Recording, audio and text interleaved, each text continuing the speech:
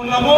ఈరోజు ఎవరు చనిపోయినా వారి కుటుంబానికి ఈ ఆర్థిక సహాయం చాలా హెల్ప్ఫుల్గా ఉంటుందని చెప్పి కూడా నేను భావిస్తున్నాను.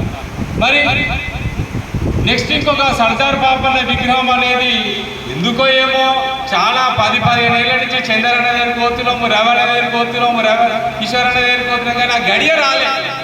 అది ఇప్పుడు వచ్చిందనే నేను అనుకుంటున్నా. ఏదంటే ఒక గడియ రావాలి. ఎంతో మంది సీనియర్లు కష్టపడే వాళ్ళు ఉంటారు, కానీ ఎమ్మెల్యే టికెట్ రాదు. అసలు మామూలు ఉన్నోడు ముఖ్యమంత్రి కూడా అవుతాడు, ఒక్కొక్కసారి మంత్రి కూడా కానివాళ్ళు. అంటే ఆ గడియ మన చెన్నచేర్లకు ఇప్పుడు వచ్చిందని నేను భావిస్తున్నా.